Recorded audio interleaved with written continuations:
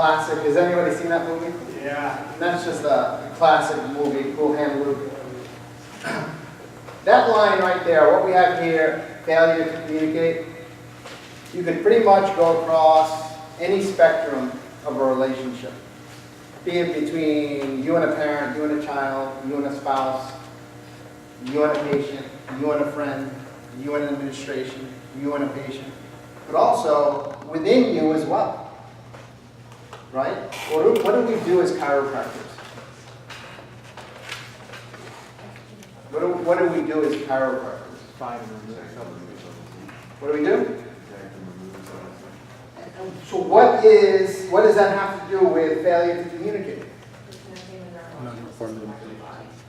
Isn't everything we do about communication? Isn't communication the basic line for life?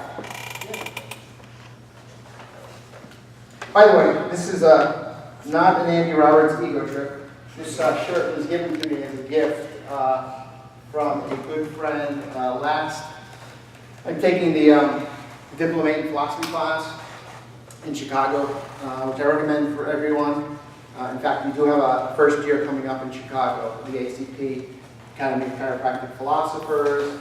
I'll actually, long story, but I'll actually be in that class too. I know they wanted to bring that class here. I recommend it for everyone. I don't know if it's going to come here, but if you're able to, I would suggest that you make it to Chicago. We have dates in August, December, and February. Only 4 weekends. The third weekend is in October at Spartanburg at Sherman during IRAPS. 4, then you get your first year certificate. It gives you the basic fundamentals. I know here at school we like to think that we're getting a good philosophical foundation, but that tends not to be the case from some of the things that I've seen posted and read and hear about. Nothing bad, nothing good, just is what it is. So if you want to get a better understanding of our chiropractic philosophy, that would be a really good way if you could juggle that into your studies. So I'm here. I know you get a mix of speakers that either will stand up here and just talk at you, give you what their perspective is, or give you what their agenda is, or they just sit here and say, I'm just going to let innate flow, whatever that means, but I'd like to kind of do a combination of the two. I want it to be interactive, for me to sit here and talk to you and talk at you. Honestly, it doesn't do anything for me, and I don't think it does anything for you. So I want the program to be interactive. If there's any questions or problems or concerns or interests that you have or have had up to this point, free to ask. It doesn't have to be upper cervical. You know, I almost hate when I'm introduced as an upper cervical chiropractor because I hate labels. You're either a chiropractor or not. You know, it's like the whole straight mixer thing. What does that even mean? Because it is chiropractic or it's not chiropractic. Does that make sense? So either you are a chiropractor or you're not a chiropractor. There's no difference between the upper cervical chiropractor and the full spine chiropractor, right? They all have the same starting point. They should have all the same ending point. It's just that they take a different vehicle to get there, or a different road. Does that make sense? One not better than the other.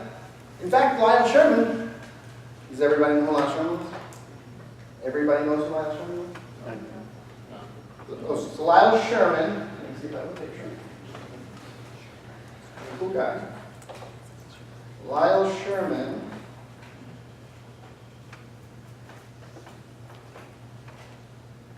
is that guy. So Lyle Sherman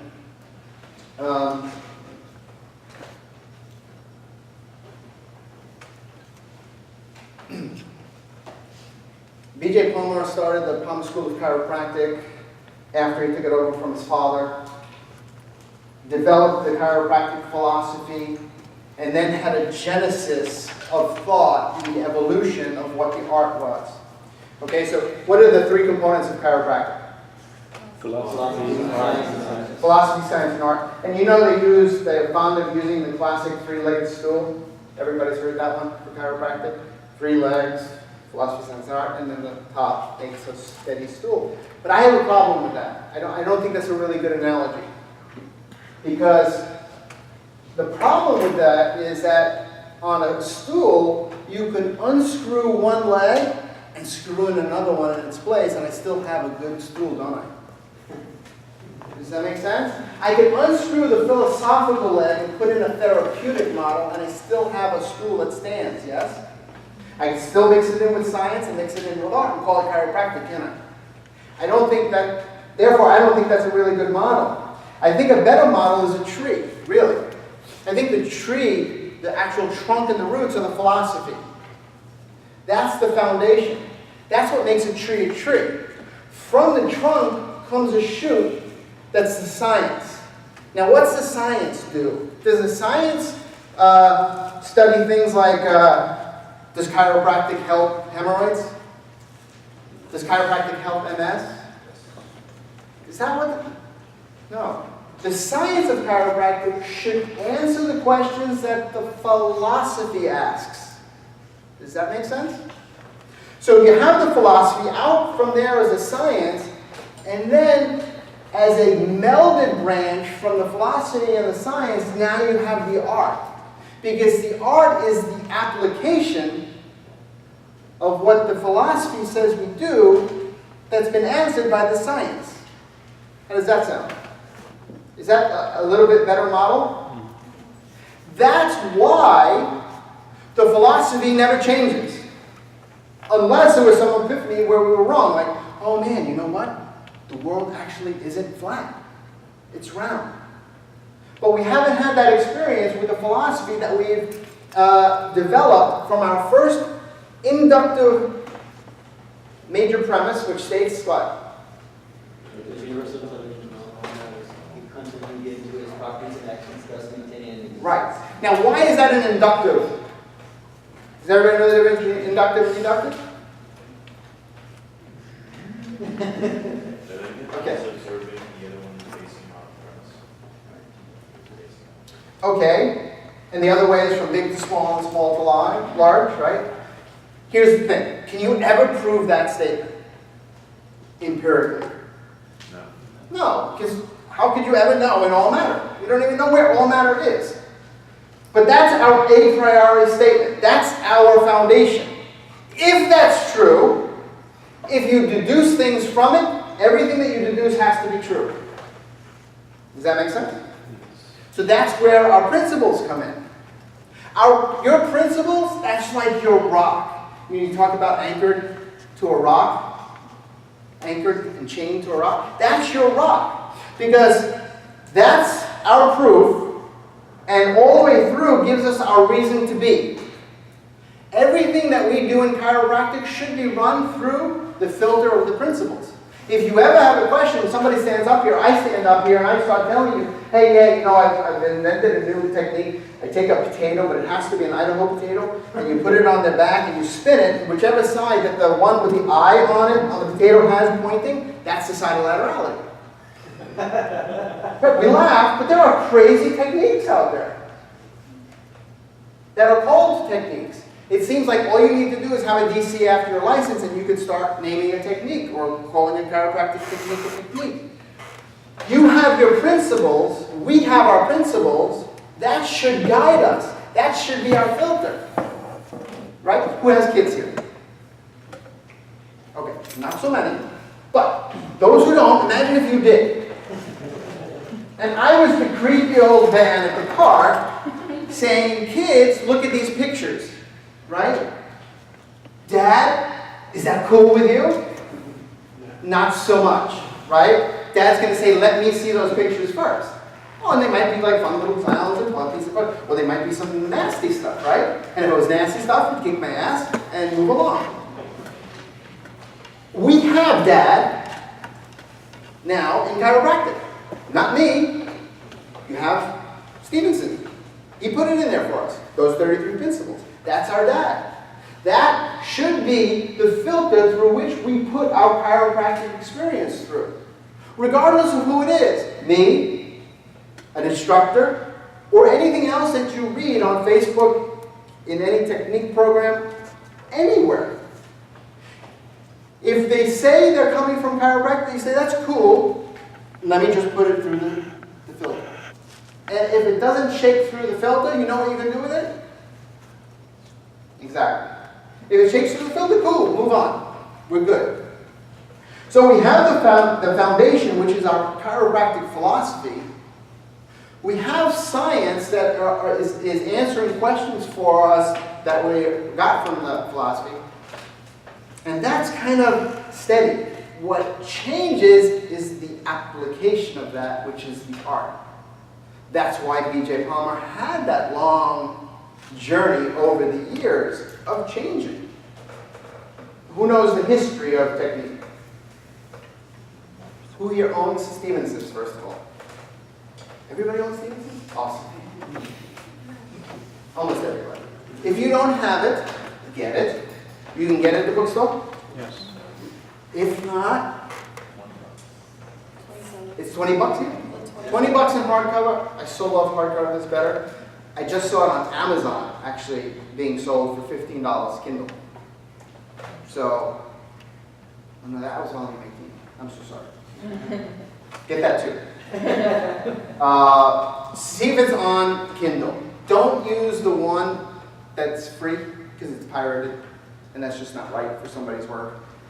Buy the one here in the bookstore, see if you can buy it through Amazon, or give Robson a call and get his disc that uses $200 for all of the green books on there. So well worth the investment. Where was I going? Evolution of technique. Evolution of technique. Okay. So the evolution of technique. Where did technique start? Who gave the first adjustment? BD. What was it? C2. C2. Well, why would you say C2? DD said it was T4.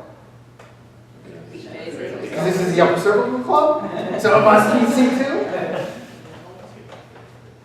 Everybody knows there is the version of D.D. Palmer's that he adjusted T4, yes? Okay. My question to you is, does it matter? Does it really matter which one he adjusted?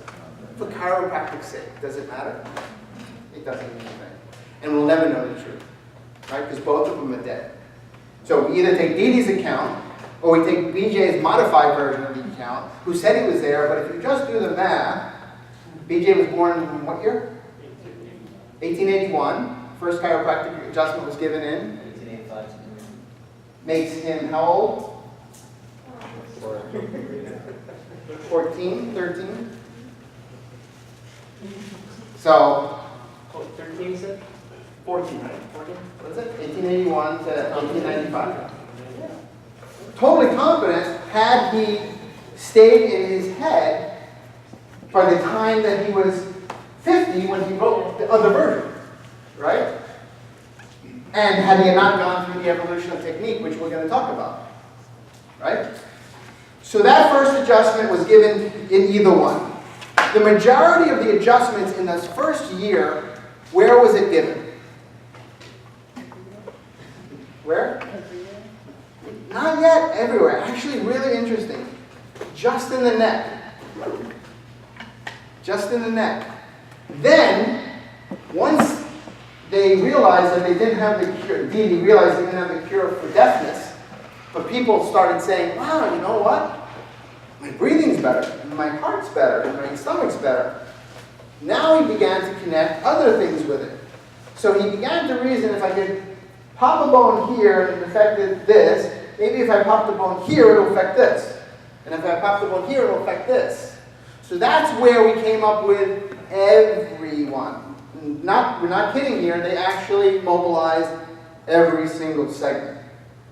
What kind of bench was it at first? It was a bench, like a park bench.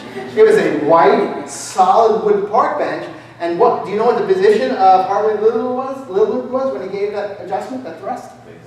Face down, on a piece of wood. So do you know what the biggest problem with patients were back then? Bloody noses. They were running. You know what Dee said? Who cares? Curing you. So he went from this to hit every one of them. Right? And it was literally all the segments. What was the first major breakthrough technique-wise? Or the first major evolution in technique that happened about in the 1910s to the 20s? What is it? Nerve tracing. Nerve tracing, which goes hand in hand in what technique? The Merrick system. Excellent. What is the Merrick system? Right? So they had things like what? Like KP, which was the kidney place, and the HP, which was the heart place, and the TP, which was the toe place, or the tissue place, I don't know. So they had all of these things in the whole map. They would nerve trace, and they got more specific. So instead of adjusting all of them, they only thrusted on about 6 or 7 of them. Okay? They did something with the nerve tracers called hot boxes. What was that? Use their hands. So they would run their hands into the back of their hands, up the back of the spine, and the front of their hands, and see which side was relatively hot compared to the other. Why? What was the thought? This is important to know. Pulling out of place and pressure on the nerve. Okay. So inflammation where?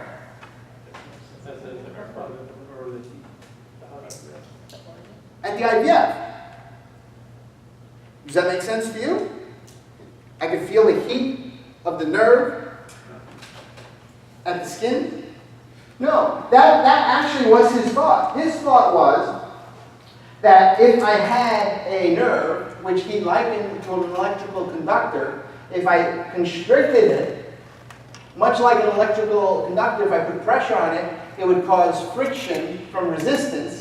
That friction would cause heat, just like in an electrical wire, and that's what I'm measuring.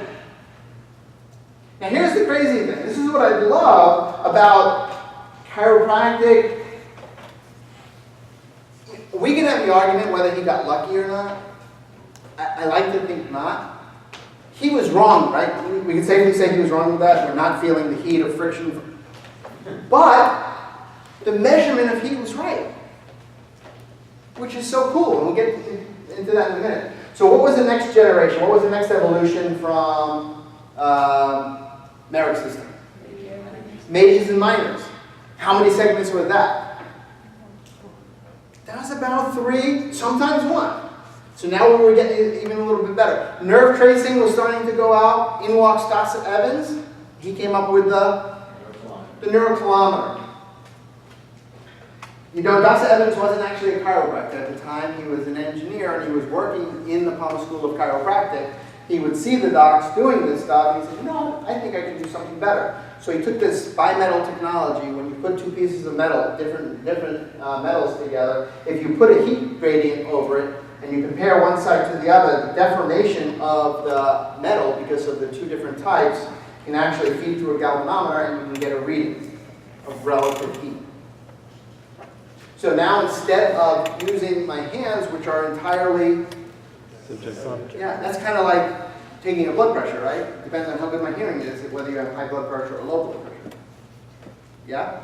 So the same thing here is, I mean, let's just talk chiropractically for a minute. What if I, the chiropractor, have a vertebral subluxation? Am I perceiving my world properly? Not so much. So now I'm making a judgment on something from my perception which is probably off.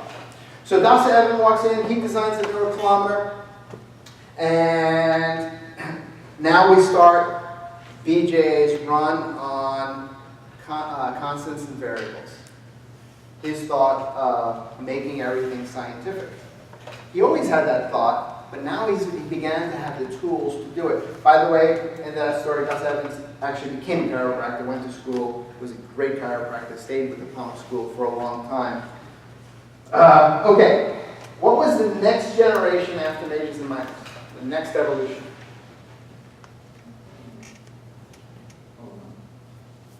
Hole-in-one. What's a hole-in-one?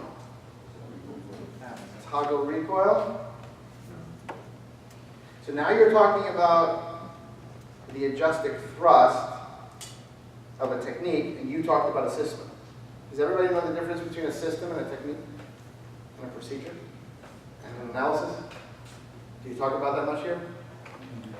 Okay. The system is the overall encompassing health system. Upper cervical is a system. It's not a technique. I don't do upper cervical technique. You do an upper cervical system, at least in my office, it's an upper cervical system. It is all inclusive. It's all I do. From soup to nuts, bolts to nuts, something like that. Everything. Okay? Full spine is a system. That's the umbrella. It contains everything. In fact, you can even have other systems like a therapeutic system or a non-therapeutic system. Okay? A technique is so if the system is the, remember I used that analogy of the highway getting to the same place? If the system is the highway, the technique is the vehicle which I drive on that highway. So in the upper cervical system, I can do Grostic, and I can do Nuka, and I can do AO, and the other AO, and I can do the art of the specific, and I can do Gale, and I can do, the list goes on, right? Same thing here. If I'm in the full spine system, I can do Thompson, and I can do Gonstead, and I can... Now, here's the interesting thing. In the upper cervical system, can I do diversified? Absolutely can.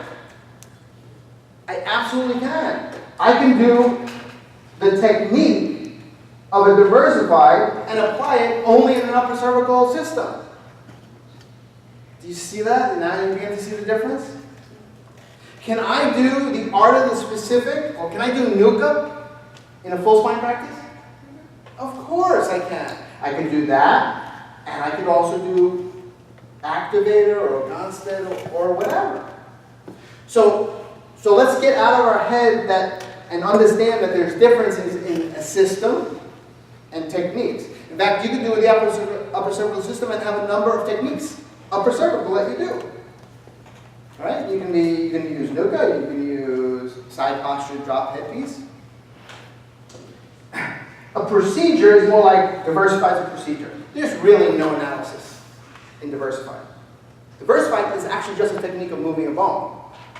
And then you can look at like other techniques, quote unquote, that are just analyses, multiple analyses, whatever. That you have an analysis, but then you need to use a technique to address that analysis, or the findings from that analysis. Okay? The system incorporates it all. In my world, I am in the upper cervical system, using the art of the specific as my technique within that upper cervical paradigm. Okay? The biggest big misunderstanding, toggle recoil. Toggle recoil is not a technique. Everybody, the drop headpiece, that is not toggle recoil. The toggle recoil is the adjusting machine that we are. The toggle recoil is the toggle created by my shoulders and my arms. When I come together, this is the toggle recoil. The recoil is not me flying off of the segment. The recoil is the innate recoil of the patient's innate after the universal thrust that I put into it. That's toggle recoil. Toggle recoil was used back in the Merrick days. In fact, Cleveland and NYCC taught it for years, called the Columbia technique. Full spine toggle recoil. Not pleasant. I mean, you can imagine, it's not happy. Who has studied Gonstead here? Who has received a knee-chest L5 where the person flew off instead of set and held? Not fun, right? Not so much fun. So toggle recoil was way before actually the advent of upper cervical. We have to talk about a little bit about the tables that we use, and then we can see the genesis of that journey. The first table I told you was a bench. Not so happy with the bloody noses, so let's pad the bench. Now we got a padded bench. Yeah, that's not so cool because I'm not so comfortable either. So they decided to split the bench. Cut it in half and split the bench. They would put the hips on one bench put the chest on the other bench, and then suspend the spine in between, like an accordion, so that the chiropractor can put way more force into it. Let me see if I have a picture of that one. That's a pretty picture. Not so much, but I don't have that one. So HIO was this. Majors and minors did what? What was its purpose? What did it look for? Looked for the major, right? It looked for the one offending vertebra, or vertebra, the one offending vertebral subluxation. The others were either secondary or compensations. Let's adjust that, leave it alone, check it, and see if everything clears out. That was the genesis of HIO. HIO didn't start out upper cervical. It was just, let's find the one, be it L5, T6, or C2. Let's put it in an adjusted thrust, recheck it, and see if it clears out. BJ put that out at Elysium, and then for a number of years collected the data. That data is seen in volume 18. I just told you, $15 on Kindle. It's not mine. I don't make any money from it, but just it's a lot cheaper than in a bookstore. In there has the field data from docs that were out there doing that. And what began to happen is they began seeing that most of the HIOs were in the upper cervical area, either C1 or C2. 50-50 shot. Does anybody dare to guess or know which one was more predominant back then? C2. So he began to say, well, if that's the predominant, I mean by huge margins, let's focus on that. 1934, volume 18, the subluxation specific, the adjustment specific is published. 1935, he opens up the B.J. Palmer chiropractic clinics. There were a number of them. There was a student clinic. There was the private clinic. The private clinic was the research clinic. That's where he started to do most of his research into the upper cervical specific work. And what I was telling you is once they determined that, what they did was they got rid of the back part of the table, the ones where I put my hips, and I would anchor the body with my knees instead. Because with my knees anchored, I could move my knees either back, I could move my knees either back or forward on the patient, and that would relax different parts of the spine when it was still full spine HIO. When he started to do the work and find out that the upper cervical of the area was, most of the patient positioning was 90-90. There are variations that take into account variations within each patient. That's neither here nor there for this conversation. This whole conversation led up to who Lyle Sherman was. Lyle Sherman was not the first doc. Who was the first doc that became the assistant director of the B.J. Palmer Research Clinic? Not Dr. Crowder. Dr. Crowder wasn't even graduated yet. This is 1935. So there's a number of misconceptions out there in the world, in the upper cervical world. There's a lot of misinformation out there. Everyone thinks that Lyle Sherman was the clinic director for the 16 years, and that number is even not accurate. 1935, Lyle Sherman was only graduated 1 year. Do you think that B.J. Palmer would entrust his $1 million clinic of $1 million equipment to a guy that just graduated 1 year? Does that, from knowing B.J. Palmer, do you think that's something he would have done? Not so much. The first clinic doctor of the assistant, because B.J. was always the director of the B.J. Palmer Research Clinic, the first assistant was a gentleman by the name of Vic Coxon. Not a really well-known name. He is seen most in volume 20. Have you ever seen the big yellow book? It's a comparative spinographic analysis. It's really awesome. They have one in the library. Go check it out. Go check it out this week. It's super awesome because what they did was, this was volume 20, volume 18. So this was published in 1938. Clinic opens in 35.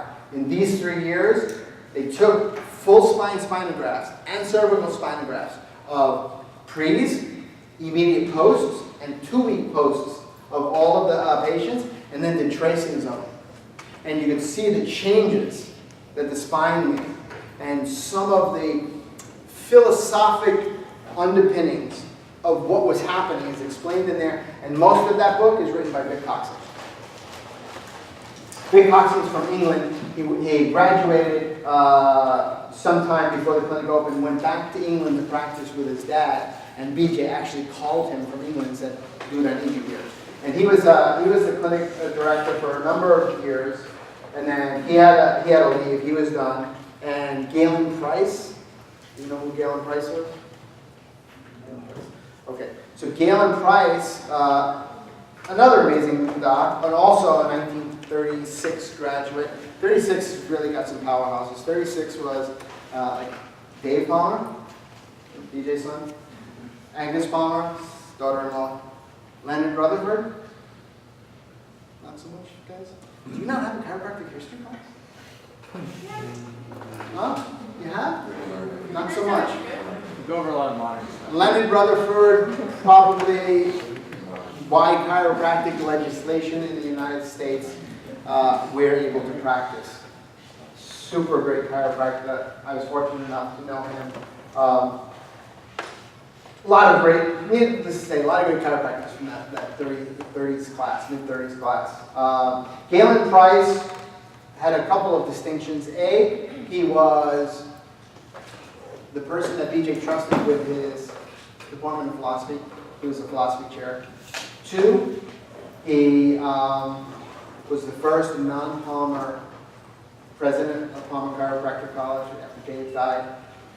And I was honored that he spoke at my orientation, my first day, my first exposure to Palmer College of Chiropractic, so that was pretty amazing. And he was an imposing man. He was like 6'7", broad. Even when I knew him when she was older, great cover, had a booming voice, very powerful. And then after he was done, and he only covered the interim for about a year, then Lyle Sherman was entrusted as the assistant director. And Lyle Sherman was there until 1951 when he left to go back to Spartanburg.